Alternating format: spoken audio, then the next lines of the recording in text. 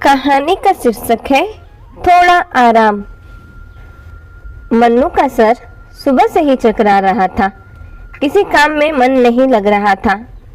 थोड़ा आराम करना चाहती थी। कमजोरी भी थी शरीर में। अभी 2 महीने पहले ही तो बिटिया को जन्म दिया था उसने। हर औरत अच्छे से वाकिफ है कि बच्चा होने के बाद कुछ महीने शरीर कितना कमजोर रहता है। खैर छोड़ो, फिर भी औरत की जिंदगी में 2 पल का सुकून मुश्किल है।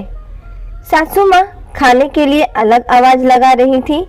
ससुर जी अपने 2-4 दोस्तों को बुला गप्पे मार रहे हैं। चाय नाश्ता का फरमान जारी कर चुके थे। बिटिया रानी माँ के दूध के लिए अलग बाजा बजा रही थी और माँ मन्नू पता ही है आपको सर दर्द से परेशान है।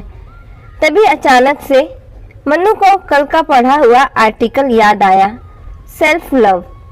मन्नू ने चेहरे पर एक मुस्कान के साथ बिटिया को लिटा दूध पिलाया और उसे सुला दिया। हल्की सी चादर उड़ा मन्नू सर पकड़कर उठी। किचन में गई, दूध गर्म की, उसमें ओट्स डाले और अपने कमरे में कटोरे में लेकर आई। चम्मच से खाने लगी। तभी सासू माँ आधम की, बहरी हो गई है क्या? इतनी देर से शिव के पापा चाय के लिए और मैं खाने के लिए आवाज लगा रही हूँ, सुनाई नहीं पड़ता क्या तुझे?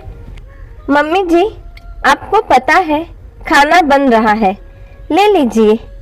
मेरा सर बहुत दर्द हो रहा है। मेरी बेटी छोटी है, आप लोग उसे लेते तो हो नहीं, मुझे ही देखना पड़ता है। अभी उठ जाएगी। जब तक सो रही है मैं भी थोड़ा आराम कर लूं। चाय आप बना लीजिए, नाश्ता डिब्बे में रखा है। इतना बोल मन्नू करवट बदल कर सो गई। सासू माँ पहली बार अपनी गाय सी सीधी बहू के मुंह से ऐसा सुन अवाक रह गई। कह कुछ न पाई।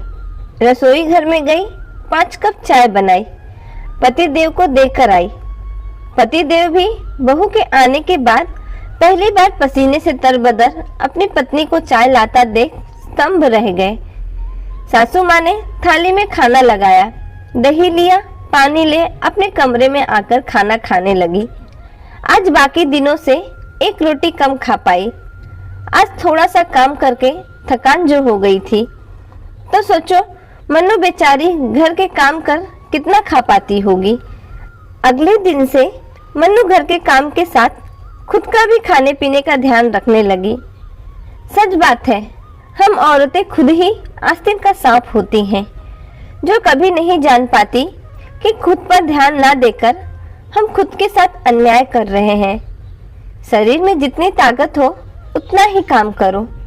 थकान है, सब काम छोड़ दो। पहले आराम करो, फिर कुछ और। घूमो फिरो, मन का खाओ, मन का पहनो। जीवन एक बार मिलता है। कहीं बुढ़ापे में मन में कसक ना रह जाए कि घर गृहस्थी के चक्कर में खुद पर ध्यान नहीं दे पाए।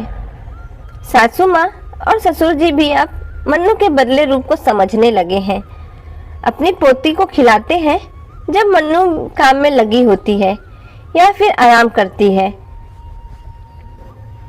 आज की कहानी यहीं समाप्त होती है। अगर कहानी अच्छी लगे तो कहानी को लाइक और चैनल को सब्सक्राइब करना ना भूलना।